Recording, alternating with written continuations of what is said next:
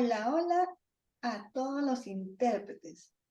¡Wow! Hoy estamos muy ansiosos, muy emocionados. Me presento, soy Alonso y esta es mi seña. Y trabajamos en el Ministerio de Educación en el equipo CELDA, que representa a todo el Perú estatalmente. Es un servicio de apoyo educativo especializado virtual para la discapacidad auditiva. Y este equipo, ¿por quiénes está conformado?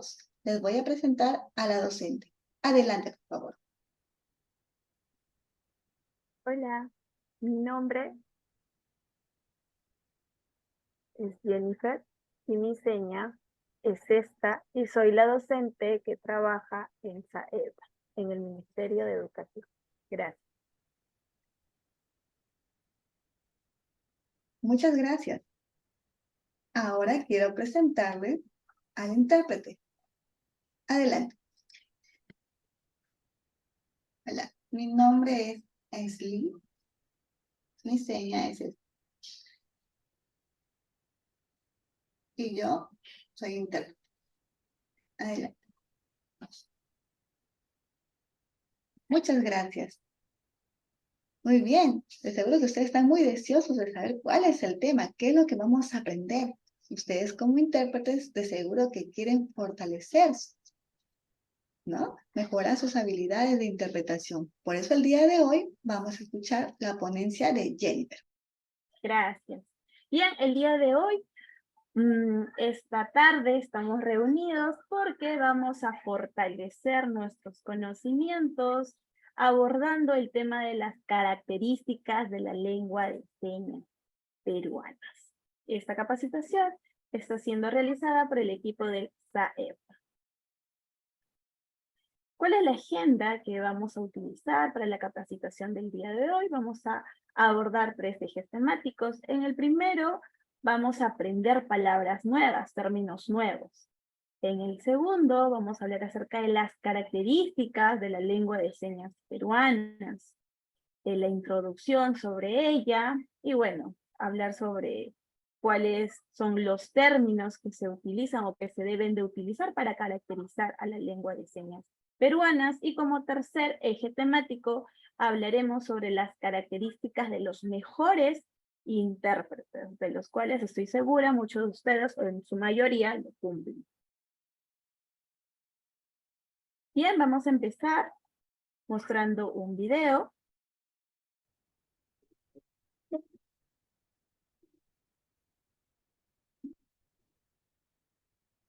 Não fica na sala quem tem que sair do coral.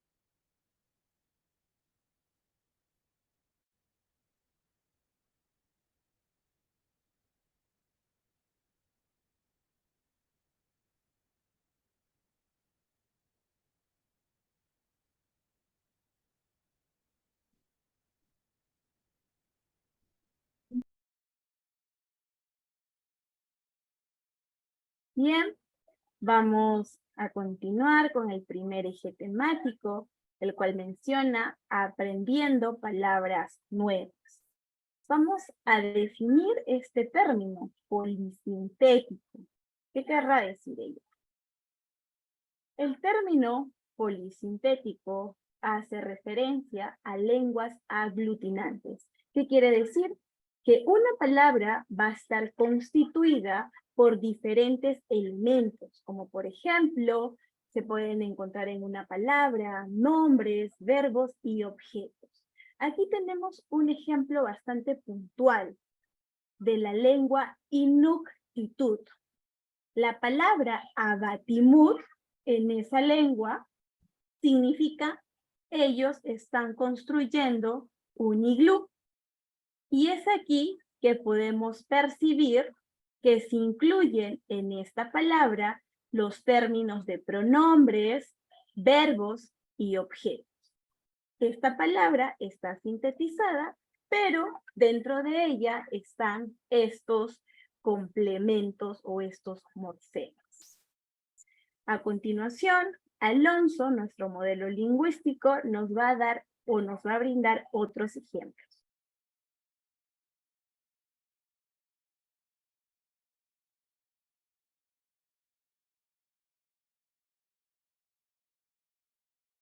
Muy bien, como hemos podido ver, el término polisintética, ¿cómo nosotros como intérpretes podemos poner en práctica? En ocasiones tenemos una seña en el SP y en español o en castellano es una oración, ¿no? Por ejemplo, mírenme, esta seña. Es solo una seña. ¿Y en español qué significa?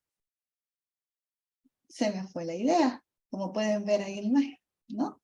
Toda una oración extensa, ¿no? Ese es un ejemplo, ¿no? Vamos a ver otro ejemplo. Esta seña. Es solamente una configuración manual, ¿no? Este es el tema y eso es lo que yo me desvío del tema o me desenfoco, ¿no? Del tema. Pero en español es una oración, ¿no? Me desvío del tema y es mucho más extensa la oración, ¿no? Pero en señas lo uso de otra manera, con una sola configuración manual. Ahora abajo vamos a ver otro ejemplo de español a LSP, ¿no? El término marinera y en señas es todo, ¿no? Una unión o configuración manuales, ¿no?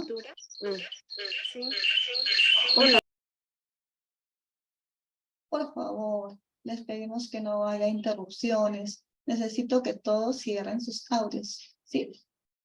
Listo, muy bien. Como mencionábamos, las señas que estoy haciendo yo, enseñas, sino que llego, o aterrizo, ¿no? Acá veo una base, acá el avión llegó, está aterrizando, pero en español, ustedes, ¿no? La oración es mucho más extensa. Muy bien, hemos terminado con polisintética. Adelante, Jennifer. Okay, para aclarar este significado, decimos que es una palabra polisintética, aquella que proviene de una lengua aglutinante. Y en esta palabra vamos a encontrar diferentes componentes, los cuales van a determinar significados extensos. Ahora vamos a definir el término anafórico. Y anafórico es un término que se va a utilizar dentro de las características de las lenguas de señas. ¿Y qué entenderemos o a qué hará referencia este término? Al uso del espacio para poder referirnos a elementos que se han mencionado o establecido en la conversación. En la lengua de señas, el espacio se puede utilizar para ubicar o para hacer referencia a personas, a objetos o lugares específicos. Tenemos aquí un ejemplo. Si se está hablando de una persona llamada María, se establecería un punto en el espacio para poder representar a María y luego hacer la referencia. También vamos a invitar a Alonso para que nos pueda compartir otros ejemplos.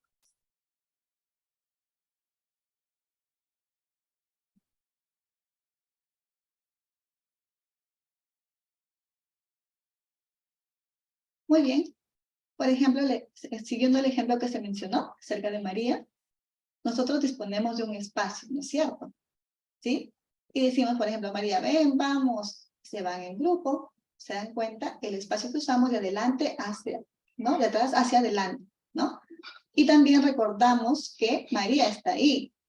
Y posteriormente, cuando seguimos enseñando, recordamos ahí, solamente apuntamos refiriéndonos a la persona que ya se había mencionado que es María, ¿no? De igual manera, por ejemplo, si mencionamos un objeto, en este caso una pelota, ¿no?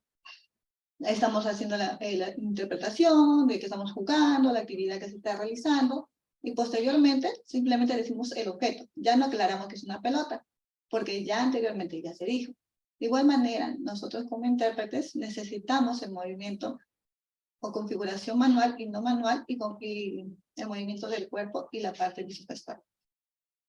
Muy bien, continúa por favor, Jennifer. Gracias, Alonso. Ahora vamos a definir el término morfología anidada. Cuando hablamos de morfología anidada, esta va a hacer referencia a que una palabra va a estar constituida por diferentes morfemas. Y sin embargo, a esta palabra se le van a añadir más morfemas formando una estructura en capas. Y al formar esta estructura en capas, se van a construir palabras más complejas. Por ejemplo, en la lengua Ahuatainén de Filipinas, la palabra Nakapakpalibutananay significa lo que rodea. Tenemos aquí el morfema Nakapap, va a indicar el aspecto completivo que determina el significado de esta palabra. El morfema Papalibután significa rodear. Y el sufijo anay significa o indica lo que.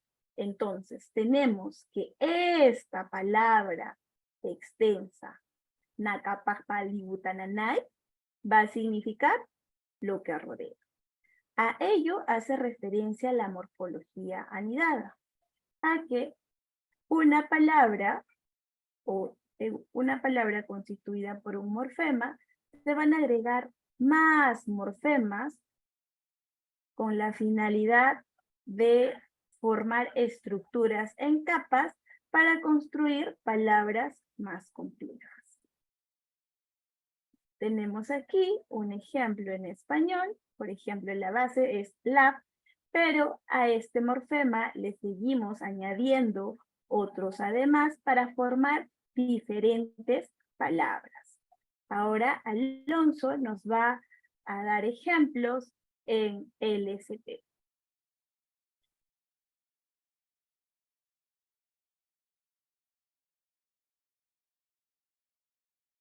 Muy bien. Como venimos hablando de la morfología anidada, entendemos que es el agregar morfemas al inicio o al final. Vamos a hacer un ejemplo. Bueno, ahora está mencionando el ejemplo del lab, ¿sí? Lo está haciendo en lengua de señas. Tomen atención, por favor. Por ejemplo, en este caso sería un lavatorio, ¿no? Donde nosotros podemos lavar la ropa, ¿no? Y sigo agregando los morfemas y se va modificando la estructura de la palabra. Ahora, vamos a hacer en lengua de señas. ¿Cómo sería? ¿Cómo lo aplicaríamos? Por ejemplo, el término decir. Puedo decir, él me dice, yo le digo.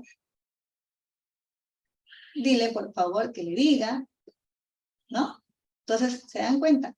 Voy aumentando y la estructura va cambiando.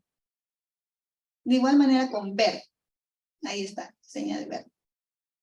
Veo. ¿Yo qué puedo agregar? A él yo lo estoy viendo. ¿Qué más? ¿No? Ya, a ella ya estoy viendo en otro contexto, ¿no? Según lo que yo aplique, yo estoy viendo arriba, ¿no? Mucho más, una mirada mucho más profunda, extensa. Yo, igual manera en el SP, en este caso de la morfología anidada, puedo también agregar morfemas, en el antes o el después. Gracias, Alonso. Bien, ahora vamos a hablar acerca de nuestro segundo eje temático, mencionando cuáles son las características de la lengua de señas peruana. ¿Ok? Mencionaremos lo siguiente y que resalta. La lengua de señas peruanas es un sistema lingüístico que es utilizado por la comunidad sorda en el Perú, siendo esta uno de sus principales medios de comunicación. A diferencia del lenguaje oral, en lengua de señas peruanas va a utilizar un canal visogestual donde va a usar señas, expresiones faciales y movimientos corporales para poder transmitir un significado. La lengua de señas peruana cumple un rol muy importante dentro de las personas sordas porque las identifican culturalmente. Y va a ser muy importante para que puedan acceder a la información, a la educación y la participación en la sociedad. Hemos mencionado con anterioridad que cuando hacemos o utilizamos el medio de comunicación, que en este caso es lengua de señas peruana, se van a realizar expresiones visuales, gestuales, y los usuarios de este medio de comunicación van a transmitir información de manera precisa, efectiva, con una amplia gama de emociones y significados. El uso del espacio y del cuerpo es una característica distintiva e importante de la lengua de señas peruanas. Y se va a utilizar el espacio físico alrededor del cuerpo del que lo está usando para poder representar, para poder expresar diferentes conceptos y relaciones. Las ubicaciones en el espacio nos van a permitir referirnos a personas, a objetos o lugares o también conceptos abstractos, mientras que los movimientos del cuerpo pueden añadir información adicional.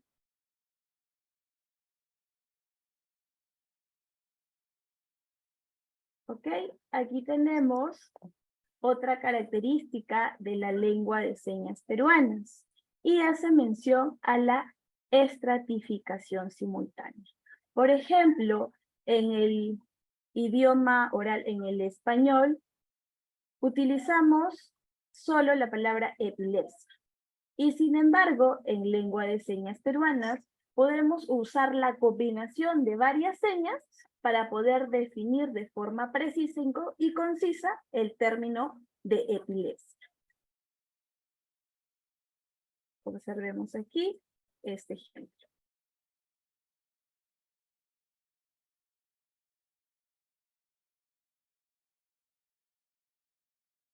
Epilepsia.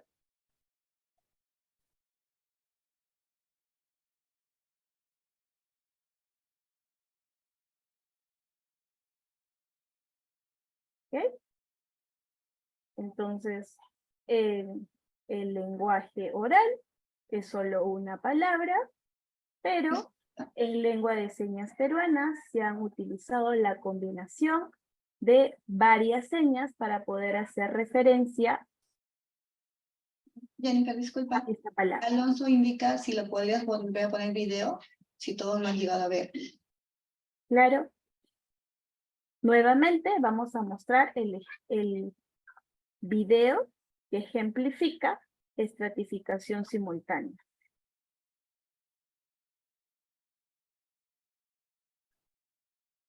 Epilepsia.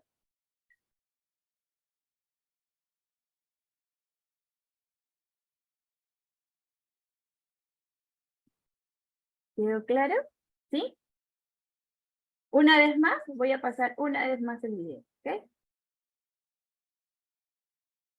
Epilepsia.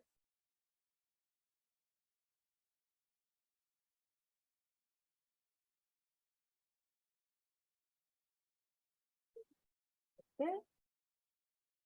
Y aquí vamos a dar pase a nuestro modelo lingüístico Alonso, quien nos va a compartir ejemplos de estratificación simultánea como características de la lengua de señas peruana.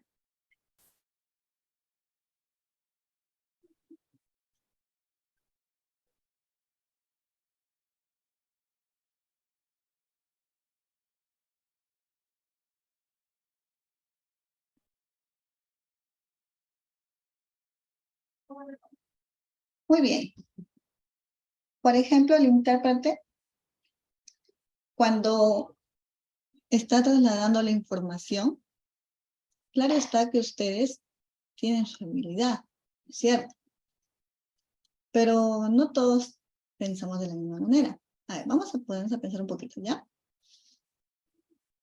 Es muy importante que en la comunidad sorda, ahí se pueda cotejar acerca de una seña que se va a interpretar o traducir a LSP, y ellos nos puedan abordar y apoyar en la traducción de la lengua de señas o de la palabra en español que se va a trasladar a la LSP para que sea mucho más clara.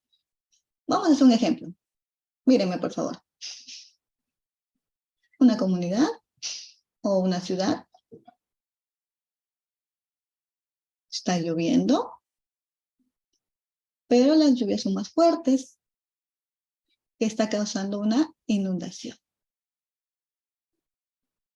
Ustedes cuando ven, dicen, uy, el agua está subiendo. Ay, ya dice, claro, el agua está cubriendo a esa persona, ¿no?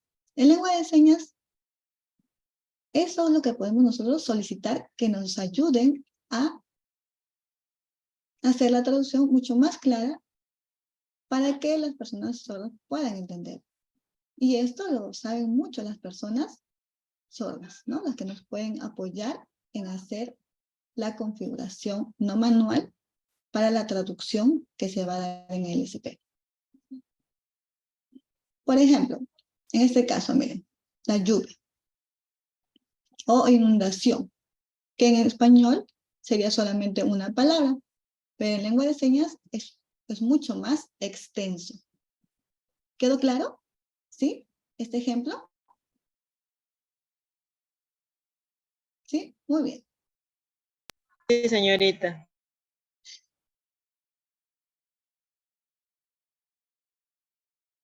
Ok, muchísimas gracias. Muy bien. Adelante. Bueno, y como ya habíamos mencionado, Ok.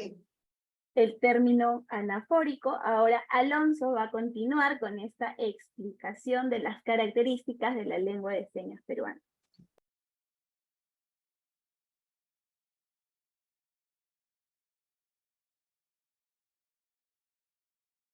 Ok. Muy bien. Entonces, por favor, les pedimos que tengan su atención.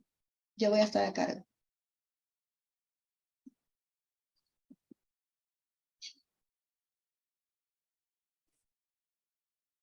Por ejemplo, cuando nosotros nos referimos a un objeto o elemento, en este caso, o persona, en un espacio, es cierto que comenzamos a interpretar primero el objeto en el SP.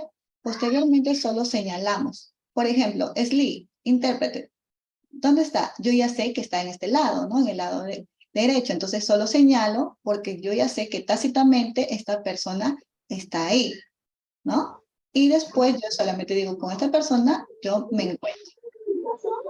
Muy bien, continuamos.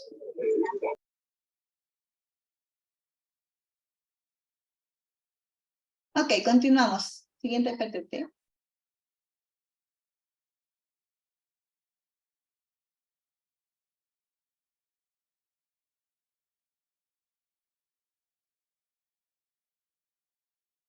Muy bien. ¿Recuerdan lo que se mencionó acerca de los morfemas que se podía agregar antes y después? Y puse el ejemplo de un avión cuando se aterriza. Bueno, mira, mírenme ahora. Viajar. Bueno, perdón, la seña.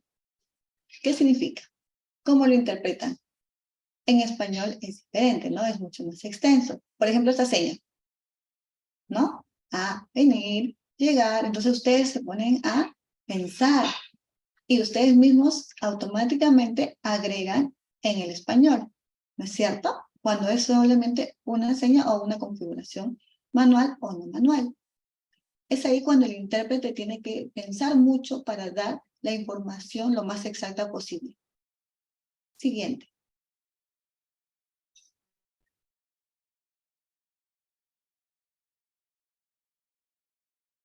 La importancia de los rasgos no manuales, ¿no? Ahí también tiene que ver mucho el cuerpo, ¿no? También la parte visogestual, ¿no? También la parte de la configuración manual, que se va a traducir, en este caso, para los videos. En este caso tenemos un ejemplo de un video de modelo lingüístico de Vanessa, ¿sí? A ver, vamos a tomar atención para poder comprenderlo. ¿Sí? Jennifer, ¿podrías ampliarlo, el video, por favor?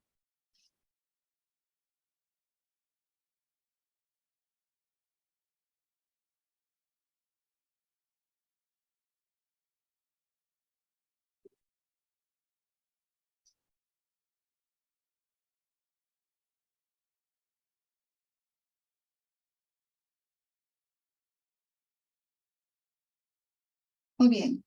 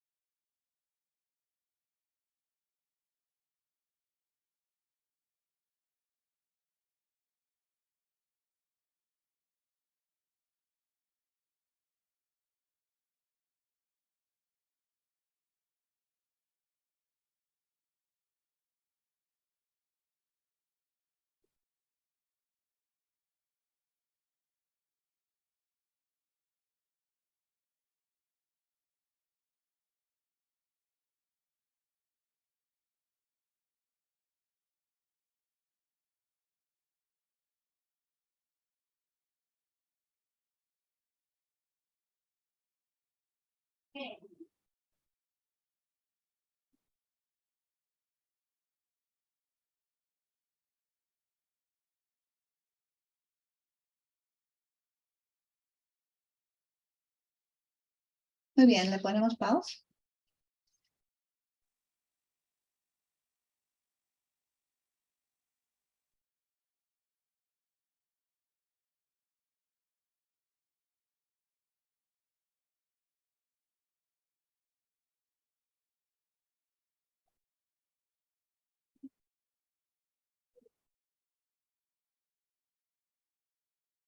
Listo. Como hemos podido mostrar, ahí es una persona sorda la que está interpretando ese cuento. Pero previamente se ha reunido con modelos lingüísticos, ¿sí? Para ver qué gestos usar o qué configuraciones no manuales se va a usar para que en el momento de la grabación lo pueda aplicar. Esto va a hacer que cuando se haga la interpretación en el SP o la grabación sea mucho más clara. Ojo. ¿Por qué? Porque estos cuentos van a ser para niños, ¿no? Sordos. Y no se usa tanto configuraciones manuales, sino también no manuales para que ellos puedan comprender. Por ejemplo, el tamaño, ¿no? En el que se usa. Por ejemplo, en este caso, ¿no? De la vizcacha, ¿no? Los tamaños adecuados. En cambio, a diferencia, el intérprete a veces solamente hace la interpretación acá en la parte de adelante, ¿no? A la altura del pecho. Pero tenemos que ser lo más exactos con la información, ¿no? Las características de los personajes y del cuento que se está caracterizando. Muy bien. Siguiente, por favor.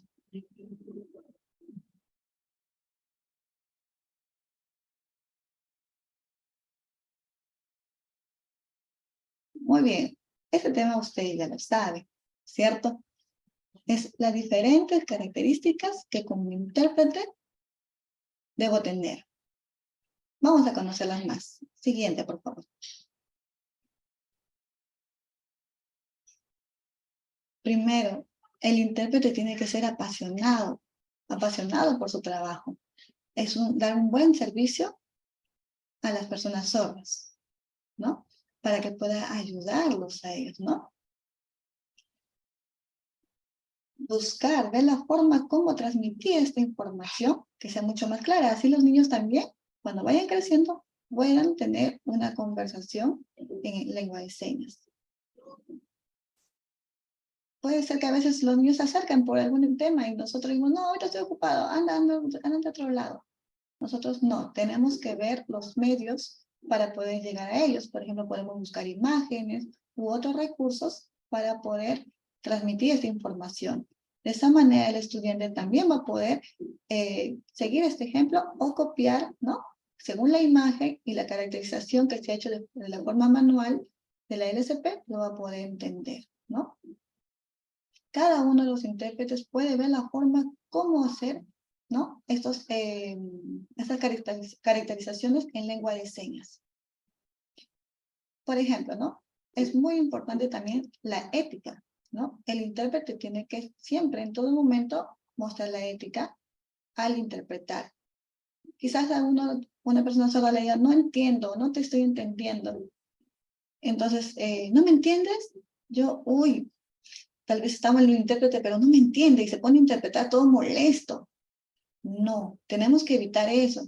Tener mucha paciencia. Si no nos entendió, tratar de ser lo más claro posible y esta persona va a poder observarla, no va a decir, wow, este intérprete tiene bastante ética, ¿no? De igual manera, ¿no?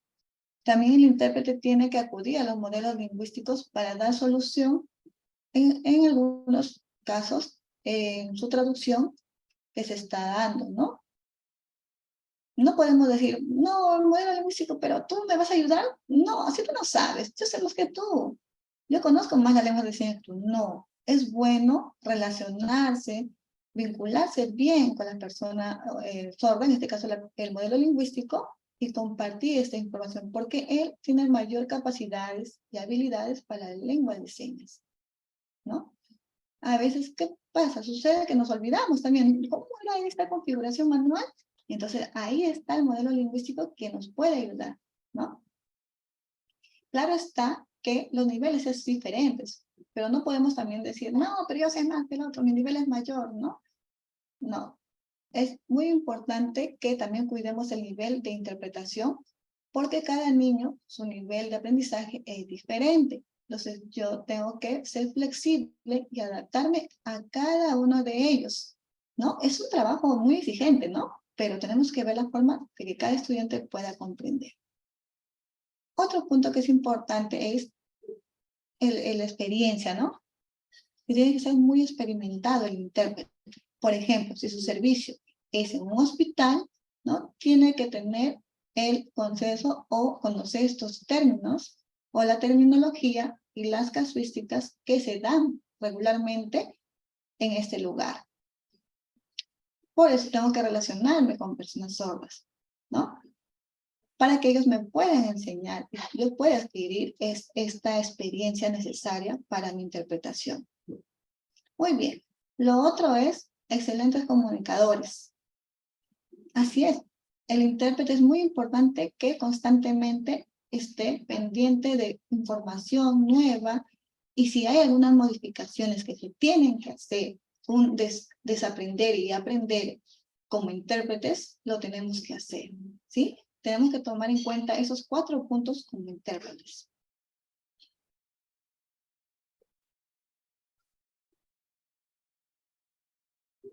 Muy bien. Ahora vamos a hacer unas ideas fuerzas. En la lengua de señas del Perú. A ver, el Perú tiene su lengua de señas, ¿cierto? Y nosotros ya lo venimos aprendiendo desde ya. Vamos a hacer un ejemplo, ¿ya? Por ejemplo, en Lima, acá, ya tenemos unas configuraciones manuales, ¿no? Que ya se está trabajando. A diferencia de otros lugares, ¿no? Que tienen por ejemplo, en el Cusco, ¿no? Nosotros quizás vemos y decimos, pero Cusco, ellos diferentes se comunican, su lengua de señas. No podemos criticar, decir, no, el tuyo está mal o el tuyo está bien. No, tenemos que tomar en cuenta que la lengua de señas de cada uno, ¿no? De cada uno es diferente según el contexto, el lugar, y tenemos que, en este caso, valorar su acuñamiento de lengua de señas según la región o departamento en las que se relaciona. Ahora bien, tenemos que recordar también el espacio en el que yo interpreto y también dónde yo estoy. Si estoy en el colegio, estoy con la docente, recuerden no estar muy cerca tampoco a la docente, ¿no? Tenemos que tener un espacio razonable para realizar la interpretación. Todos esos puntos ya mencionados, ya es importante que los tomemos en cuenta. Asimismo, también la terminología. Si hay una terminología, quizás no conozco, yo tengo que cotejarlo con los modelos lingüísticos. Por ejemplo, en este momento,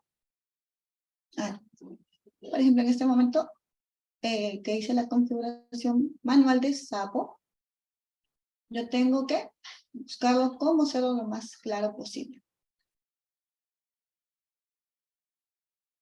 Muy bien. Y como último punto, es muy importante que respetemos de cada persona sorda su lengua de señas. No podemos decir, tú te estás equivocando, o cómo es tu lengua de señas, diferente que la mía. No, todo lo contrario. Aprendamos de cada uno de ellos. Cada uno tiene su lengua de señas, y de cada uno podemos aprender. No hay problema en ello. No podemos pensar que esas personas se están equivocando, o decir que esa persona se está equivocando en el idioma. Por ejemplo, en Lima, yo anteriormente, antes para ir a un lugar, la señal, para Lima ellos me decían, no, la señal es de Apurima, por ejemplo, ¿no? Es así. Acá en Lima me indicaban eso, ¿no? La señal para Apurima, ¿cuál es? Es esta.